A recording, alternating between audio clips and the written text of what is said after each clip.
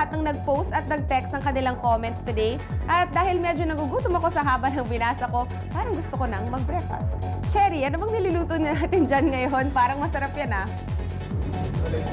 Thank you, Sean. Tuloy-tuloy tayo dito sa Pulsa 5. Cooking segment na tayo ngayon. Oras natin, 6:27 na ng umaga. At budget-friendly meal ang ipapakita namin sa inyo ngayong umaga.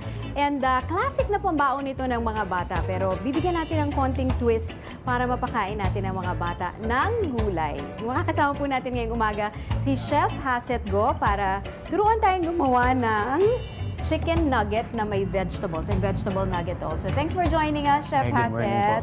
Ayan. So, yun, gagawa po tayo ng chicken and vegetable nuggets. Ayan, so kakaiba pong recipe to kasi may vegetables. Ayan. So, Chef, i-combine ba natin yung chicken nugget na may vegetable o magkahiwalay yung vegetable nugget sa chicken nugget? Pwede nating pagsama, pwede rin hiwalay. Oo, Okay. pero yung timpla niya, pare-pareho lang with chicken. Para yung mga bata, pagkain nila, akala nila chicken pa rin. So, may gagawin tayong, sabihin nating pandaya, pero yun yung paraan para mapakain natin yung mga bata ng vegetables. Okay, Ayan. so anong ingredients? Okay, so we have here chicken, no? Ito Chicken nakapilay breast. na. Okay. Oo. So, syempre, yung nuggets naman, maliliit yung size. So, i-slice natin siya sa maliliit. So, chicken breast kailangan, ano, Chef? Ayan. So, nakapili na rin po siya.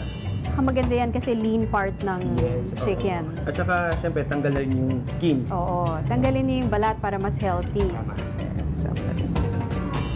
Okay, so chicken breast and then yung marami naman sa mga viewers natin, alam na nila how to cook the chicken nuggets, di ba? We Yes. need flour, we need egg, we need breadcrumbs. And to season natin siya with salt and pepper. Okay, tapos According to your salt taste and lang. pepper. Pepper.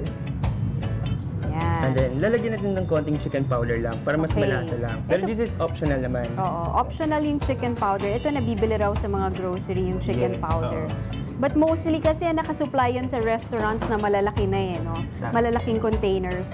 Okay, And then, so- bake lang ng 1 piece of egg. Alam mo, kahit akong hindi masyadong marunong magluto, parang confident ako kaya kong gawin to eh. Yes. Actually, parang siyang breaded chicken. Oh, breaded Ayan. chicken lang naman siya eh. Kaya lang saan papasok yung vegetable, doon tayo interested.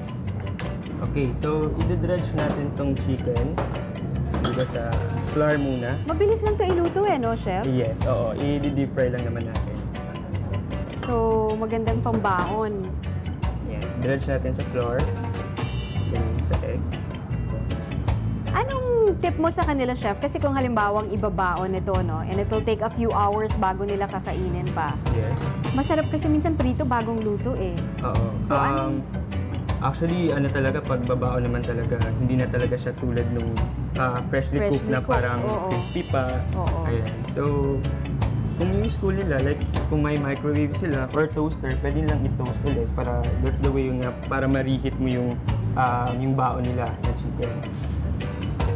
Siguro yung mga baunan na may ano, no, may insulation para medyo, kahit So, medyo warm pa. Yes. Ayan. So, make sure lang na mainit na yung oil, no? Para crispy yung chicken natin. So, saka natin siya ito-fry.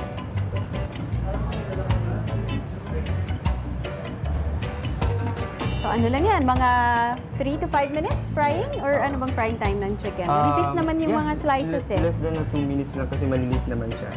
Okay. Ayan. Tapos yung vegetables natin, ang ganap natin. Anong mga bagay na vegetables ang pwedeng ilagay sa nuggets? Ang naisip ko, ito eggplant.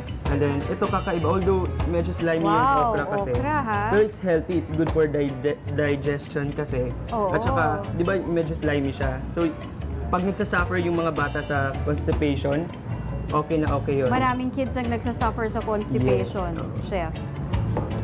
Pero maganda to kung magha-hide mo yung okra dahil mahirap kainin yan. Oo. I mean, maraming may ayaw ng okra. So, lalagyan natin siya ng yung chicken powder para lasang chicken siya. Doon mo imamask yung lasa ng gulay. Yes. Pero maraming ang misconception doon eh. Marami namang batang willing kumain ng gulay eh. Basta wag nyo lang i-introduce yung idea na Tama, oo. gulay doesn't taste good. Dapat you know, as early as their first solids, ipaalam nyo na sa kanila Sanayin na rin. masarap Sanayin ang na rin. gulay. Okay. The same, as you can see, the same procedure, no? So parang it reminds me of the mga vegetable tempura. Diba? Parang Oo. pagkain mo ng shrimp, tapos transfer to vegetable. Pag ganun That na one rin naman, masarap ano na siya, rin. parang tempura mixture na yun, like parang butter na talaga, nakakombine na lahat. Parang all you have to do is dip na lang yung vegetables dun sa tempura butter na. So, ganito kalalaki, chef. You don't even have to grind it. Yung hindi maliliit na... So, dip na yun. Nilagyan mo na siya ng chicken powder. I-dredge ko siya mamaya dun sa parang i-dust ko lang yan. Sa ibabaw. Okay, so lagyan na natin yung chicken. Alam niyo mga kapatid, itong okra nga daw because it's slimy. Yung slime niya sa loob ng katawan natin, parang dumidikit doon yung mga toxins and yung mga Yes, so kaya impurities and it mabilis slides na. out. At saka it lower the risk of hypertension. Marami siyang health benefits din. Pag vegetables naman talaga, panalo sa vitamins and yan. Nutrients.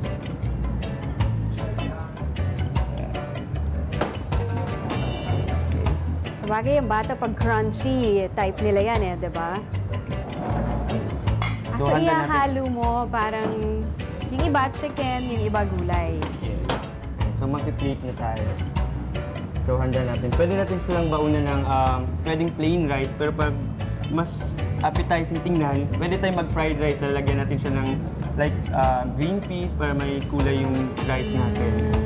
Pero minsan pag prito, masarap yung rin yung white rice na plain lang di ba? Yeah, Para pwede rin. to complement to that, Plain. So, gagawin natin pang rice natin. Ito naman pag nasa bahay lang. Oo. Pero pag baon, syempre, hiwa-hiwalay para hindi madaling mapanis. Oo, maganda rin sa kids, yung gagandahan mo yung presentation ng plato nila para interesting to... Tsaka wag sobra yung rice. Siyempre, tama-tama lang para sa kanila. Oo. Kasi sayang din kung hindi nila maubos O sige, chef, habang tinatapos natin itong ating chicken and vegetable nuggets, babalikan natin si Chef Hassett Go maya-maya lang. Puntahan muna natin ngayon si Sean at saka si Lord dyan sa studio.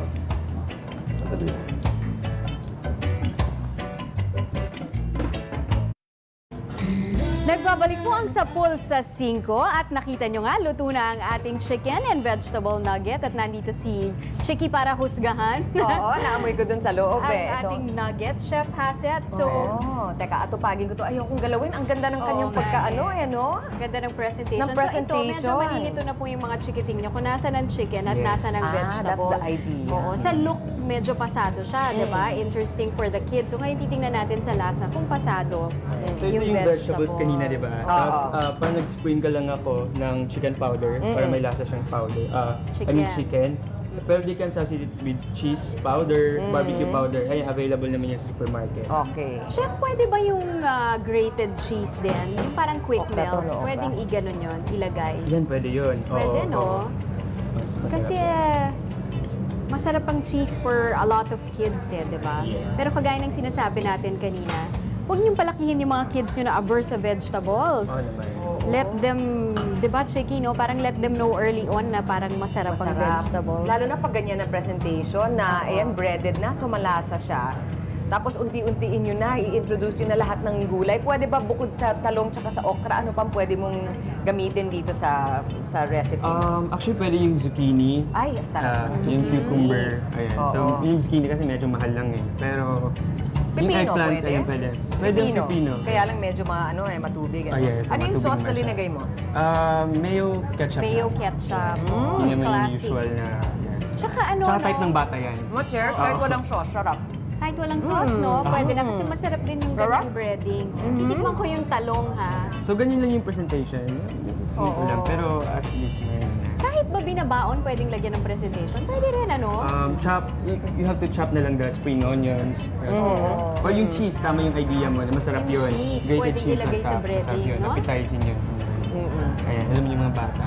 Sabi ko nga parang this is a take on the Japanese tempura di ba? Yung parang gano'n ang Exactly, idea niya. So yes. kahit ano, actually Oo. pwede mong gamitin ingredient, Kung mahilig ka sa seafood, pwede ring fish fillet, Yes fish, po, tama. di ba? Or shrimp, yon. Kaya lang mahal yung fish tsaka yung shrimp Ang hanap natin yung medyo affordable. Kung fish naman, yung cream dory. Ayan, creamy dory. Okay, Pwede sarap yun. yun. Magkano to cheap. per serving, chef? Actually, believe it or not, less than 40 pesos. Like, roughly mga 35 pesos lang. Oh, di Yeah. ba? Mas mura pa kesa sa fast food. Oo, Yeah. kasi ang mura ng gulay tapos mas fresh pa yung mga choices natin dito for Yes, pwede mo gulay. silang baunan yung drinks naman nila. Pwedeng calamansi juice na lang. Healthy at mura pa. Yun yung 5 pesos na remaining sa'yo para 40 pesos sarado. Alam mo, totoo yun, Chicky. Hindi na ako masyadong bumibili ngayon ng mga juices sa grocery. Bumibili lang ako maraming kalamansi. At nagpapagawa na lang ako sa bahay. Ang masarap Warm or naman cold, kanin. it's good. Kuha ko ng ganon dito. Oh, Chef Sarap. Hassett, Ang baka masarap. you want to invite our viewers to your Yes, oo. restaurant? I would like to invite everybody to come and visit Med Chef Homemade Cakes, Pastries, and Desserts by Chef Hassett Go along Mother Ignacia, number 139. And then we have telephone number 732-3355. And they can also like or add us sa Facebook. Ayan, Med Chef Homemade Cakes, Pastries, and Desserts. Or kahit Hassett Go. Ayan, i-add nila ako. Tapos, Madaming mag-friend sa'yo. Si Chef Hassett, batang-bata di ba? okay, tapos meron kaming group of chef like Personal Chef Manila. So we do consultancy po, food solutions sa mga restaurants. Yun, gusto magtayo ng restaurants. Ayan, kami po yung gusto nila. Kami po yung kailangan nila i-contact. Meron kaming website like www.personalchefmanila.com. And then may event ako dun sa shop. Every Friday po yun. We call it Chef Hassett's Desserts to Go. So parang the first and only dessert market dun sa Mother Ignacia. So alam mo yung tipong buy one, take one, 3 for 100. Ay, yung mga cake slices, Okay, lahat so gawa every ko. Friday, Yeah. the whole day. Opo, the whole day po yan. Okay. And then every Sunday po, Legazpi Sunday Market sa Makati po. Ayan, so... Busy. bazaar Pero siya. Cherry, comment na natin si Chef na dali niya dito yung baked goods niya. One of these days. Ayun, naman. Kasi apart from this, ang specialty talaga ni Chef Hassett are desserts.